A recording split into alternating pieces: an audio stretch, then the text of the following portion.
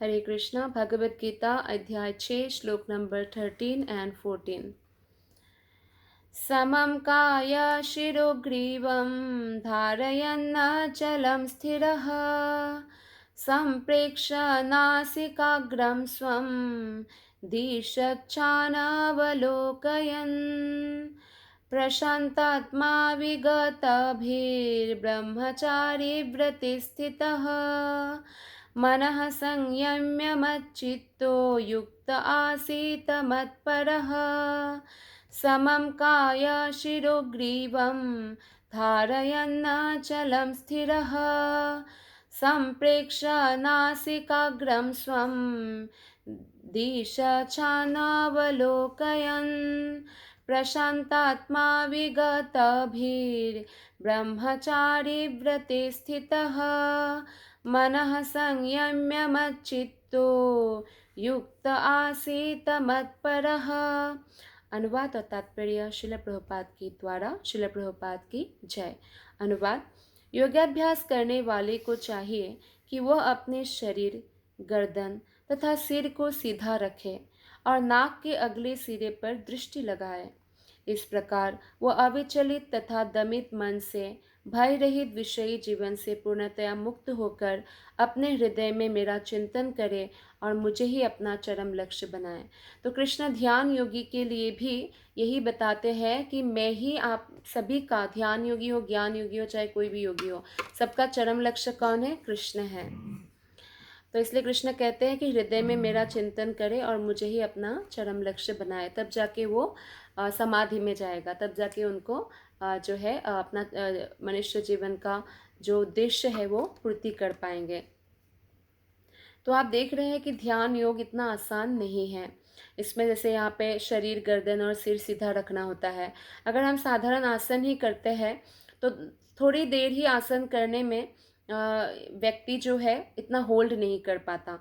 और यहाँ पे तो पहाड़ में या वन में कहीं जाके एकांत स्थान में ऐसे आसन बिछाकर सीधी रेखा में अपने जो है पूरा शरीर को रखना है लगातार, और नाक के अगले सिरे पर ऐसे दृष्टि इधर उधर भी नहीं करना, दृष्टि पूरा स्थिर होना चाहिए, अविचलित होना चाहिए, मन बिल्कुल भी परेशान, चिंतित या कोई भी भौतिक चीज़ों से प्रभावित नहीं होना चाहिए, और मन को पूरी तरह दमन कर देना चाहिए, भय किसी भी प्रकार का नहीं होना चाहिए।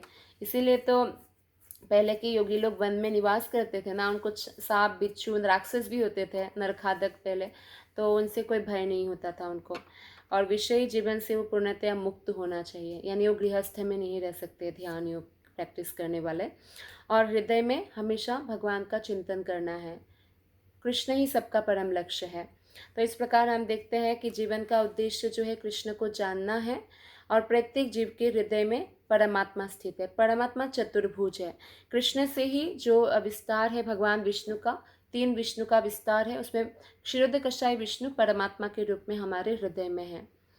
तो योगाभ्यास का प्रयोजन क्या है? विष्णु के इसी अंतर्यामी रूप को खोज करना है, और इसके अलावा भगवान की खोज के अलावा और कुछ भी नहीं है।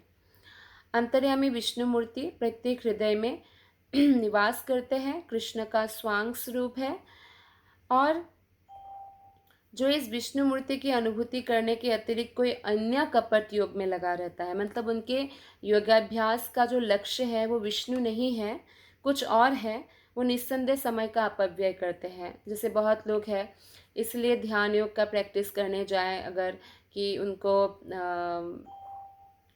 कोई मतलब सिद्धियाँ प्राप्त हो जाए, भौतिक सिद्धियाँ, या इसलिए लोग योग करें, योगाभ्यास करें कि उनका शरीर निरोगी रहे, तो ये समय का अपव्यय है, इससे भगवान प्राप्त नहीं होने वाले हैं। क्योंकि योगाभ्यास का परम लक्ष्य है हम हमारे हृदय में स्थित जो विष्णु मूर्ति है उसको प्राप्त करना, यानी उसके दर्शन प्राप्त करना। तो हृदय के भीतर इस विष्णु मूर्ति की अनुभूति प्राप्त करने के लिए ब्रह्मचर्य व्रत अनिवार्य है। अतः मनुष्य को चाहिए कि घर छोड़ दे और किसी एकांत स्थान में बताई गई विधि से आसीन होकर रहे। तो आप देखते हैं कि ध्यान योग में आपको घर जो छोड़ना है कंपलसरी है, ब्रह्मचारी रहना कंपलसरी है। आप पत्नी पति का संबंध नहीं निभा सकते हैं, जैसे हम देखते हैं गांधारी और धृतराष्ट्र, जब विदुर उनको प्रोत्साहित करते हैं तो दोनों ही वन में चले जाते हैं ध्यान योग का प्रैक्टिस करने के लिए। तो घर छोड़ना भी कंपलसरी है। लेकिन भक्ति में ऐसा नहीं है। बहुत लोग डरते हैं कि इतना भक्ति कर रहे हैं, बच्चा बहुत माला जप कर रहा है, घर बार तो छोड़कर नहीं जाएगा। भक्ति योग में घर छोड़ना कंपलसरी नहीं है। पति पत्नी भी एक साथ रह सकते हैं, लेकिन बाकी योग में ऐसा नहीं है, ध्यान योग या ज्ञान योग में। नित्य प्रति घर में या अन्यत्र मैथुन भोग करते हुए तथा तथाकथित योग की कक्षा में जाने मात्र से कोई योगी नहीं हो जाता है। जैसे आजकल योग कक्षाएं हैं तो आसन प्राणायाम आदि सिखाया जाता है। अगर वो सोचे कि यही ध्यान योग है, वो ध्यान योग नहीं है। वो तो बस शरीर को निरोग रखने का कुछ अभ्यास कराया जा रहा है। क्योंकि ध्यान योग ऐसे पति पत्नी सहवास करे, मैथुन करे और सुबह सुबह योग करने जाए कोई योग शिविर में, तो ये योगी नहीं कहा जा सकता उनको, क्योंकि इसके लिए ब्रह्मचर्य रखना कंपलसरी होता है।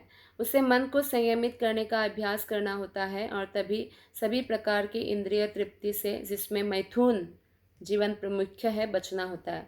सभी प्रकार की इंद्रिय तृप्ति छोड़ना, और इंद्रिय तृप्ति में सबसे मुख्य है जो स्त्री पुरुष का संभोग है, वो इंसान लोग जो है उसको ही बहुत ज़्यादा मानते हैं कि बहुत सुख है। तो ये इसीलिए इन सब से बचना होता है अगर कोई ध्यान योग प्रैक्टिस करना चाहते हैं। ब्रह्मचर्य के बारे में महान ऋषि याज्ञवल्क्य क्या कहते हैं, इन ब्रह्मचर्य का नियम है कुछ। कर्मणा मनसा वाचा सर्वावस्थासु सर्वदा सर्वत्र मैथुन त्यागो ब्रह्मचर्यं प्रचक्षते। सभी कालों में, सभी अवस्थाओं में, सभी कालों में मतलब हर समय, हर महीने में, हर मतलब कभी भी नहीं करना है। और सभी अवस्थाओं में, कुछ भी परिस्थिति हो चाहे, और सभी स्थानों में, कोई भी स्थान में हो, मन से भी नहीं करना संभोग, वचन से भी नहीं करना। जैसे कई लोग बातचीत करते हैं, जैसे वैसा बातचीत भी नहीं करना, और कर्म से भी नहीं करना। कर्म से भी मैथुन भाग से पूर्णतया दूर रहने में सहायता करना ही ब्रह्मचर्य व्रत का लक्ष्य है। तो ध्यान योग के लिए जो ब्रह्मचर्य व्रत है, उसके लिए ब्रह्मचर्य का मतलब ये होता है कि ना उनको किसी स्त्री के साथ संग करना है, ना मन में सोचना भी है, मन में सोचना भी नहीं है, और वचन में भी जैसे वल्गर टॉक भी नहीं कर सकते हैं। इम्पॉर्टेंट है ये योगाभ्यास करने वालों के लिए। तो इस प्रकार याज्ञवल्क्य ऋषि बताते हैं। तो मैथुन में जो प्रवृत्त रहते हैं वो ध्यान योग प्रैक्टिस नहीं कर सकते हैं। इसलिए बचपन से जब मैथुन का कोई ज्ञान नहीं होता था, तभी 5 साल की उम्र में ही गुरुकुल भेज दिया जाता था, और गुरु उनको ब्रह्मचर्य व्रत पालन करने का शिक्षा प्रदान करते थे, और ये अत्यंत आवश्यक है। फिर वो लोग दृढ़ हो जाते हैं, क्योंकि बचपन में मैथुन का इच्छा डेवलप नहीं होता है ना। जैसे कि चार कुमार, कभी वो बड़े हुए ही नहीं, 4 साल का ऐसे बच्चा ही रहे, 4-5 साल का, क्योंकि अगर बड़ा शरीर होता है तो उसमें मैथुन भाव आ जाता है। तो इसीलिए क्योंकि उनको नहीं चाहिए था ऐसा भावना, तो उन्होंने बड़े हुए ही नहीं। तो ये ध्यान योग के लिए कंपलसरी है। तो आप देखते हैं कि ध्यान योग इतना आसान तो नहीं है। तो इसलिए हमें भक्ति का प्रैक्टिस करना चाहिए। भक्ति योग ही सर्वोपरि इसलिए कहा गया है, क्योंकि भक्ति इन सब किसी भी चीज़ों पर डिपेंडेंट नहीं है।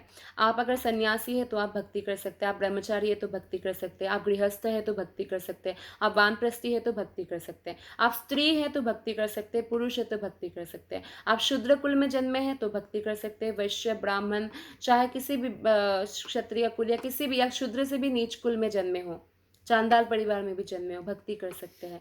भक्ति किसी पर डिपेंडेंट नहीं है, इसलिए भक्ति योग ही सर्वश्रेष्ठ है। तो इसमें हम लोग ये जो श्लोकास है, ये जो चैप्टर है वो ध्यान योग पर है। तो ध्यान योग पर कृष्ण क्या कहते हैं, इस पर हम बात कर रहे हैं। ऐसे अभ्यास के बिना, यानी ब्रह्मचारी का अभ्यास किए बिना किसी भी योग में उन्नति नहीं की जा सकती, और चाहे वो ध्यान योग हो, ज्ञान हो या भक्ति योग हो। भक्ति योग में भी बहुत ज़रूरी है कि अवैध यौन संबंध से दूर रहे। अवैध यौन संबंध मतलब अगर आप विवाहित हैं तो विवाह अपने पत्नी या पति से जो संबंध है उसके अलावा बाहर कोई आपका संबंध नहीं होना चाहिए। ऐसे व्यक्ति को जो अपने पत्नी के साथ ही संबंध रखते हैं और बाकी सभी स्त्रियों को माता ज्ञान करते हैं, उनको बोला जाता है ब्रह्मचारी इन गृहस्थ लाइफ, यानी उनको गृहस्थ ब्रह्मचारी कहा गया है। और वो लोग अपना नियमित जो भी है जीवन बिताते हैं। और जैसे ब्रह्मचारी का मतलब ये भी है, जैसे अगर विवाह बंधन नहीं है तो शादी से पहले भी कोई भी कोई भी लड़का या लड़की को भी कोई भी संभोग में रत नहीं होना चाहिए, ये बहुत इम्पॉर्टेंट है। इसीलिए गुरुकुल जो शिक्षा पद्धति था पहले, परफेक्ट था, उसमें ऐसे ही शिक्षा प्रदान किया जाता था, क्योंकि जब कोई एक अच्छा ब्रह्मचारी नहीं बनेगा तो ये अच्छा गृहस्थ कैसे बनेगा, कैसे वो एक पत्नी व्रता बन पाएगा ना। तो इसीलिए बहुत इम्पॉर्टेंट है कि अपने पत्नी के साथ ही केवल वो संबंध रखे, गृहस्थ ब्रह्मचारी कहा जाता है उनको। और भक्ति संप्रदाय में गृहस्थ ब्रह्मचारी को संयमित मैथुन की अनुमति रहती है, क्योंकि भक्ति संप्रदाय इतना शक्तिशाली है कि भगवान की सेवा में लगे रहने से वो स्वतः ही मैथुन का आकर्षण त्याग देता है। तो ध्यान योगी की तरह जबरदस्ती नहीं करना पड़ता है, वो अपने आप ही उनका धीरे धीरे आकर्षण वो त्याग देते हैं। भगवत गीता में 2.59 में कहा गया है, विषया विनिवर्तन्ते निराहारस्य देहिनः रसवर्जं रसोप्यस्य परम दृष्ट्वा निवर्तते। जहाँ अन्यों को विषय भोग से दूर रहने के लिए बाध्य किया जाता है, वही भगवत भक्त भगवत रसास्वादन के कारण इंद्रिय तृप्ति से स्वतः विरक्त हो जाता है। भक्त को छोड़कर अन्य किसी को इस अनुपम रस का ज्ञान नहीं होता। तो ज्ञान योग हो या चाहे ध्यान योग हो, उसमें आपको जबरदस्ती दूर रहना पड़ेगा इंद्रिय तृप्ति से। लेकिन अगर आप भक्ति में आए हैं और हरे कृष्ण महामंत्र का जप आपने प्रारंभ कर दिया, तो अपने आप जो चारों पाप है वो भी दूर हो जाएगा और इंद्रिय तृप्ति की इच्छाएं यानी भौतिक इच्छाएं दूर हो जाएगी। अगर भौतिक इच्छाएं दूर हो रही है, इसका मतलब आप भक्ति में प्रगति कर रहे हैं। तो क्यों? क्योंकि हायर टेस्ट मिलेगा, लोअर टेस्ट से हायर टेस्ट मिलता है।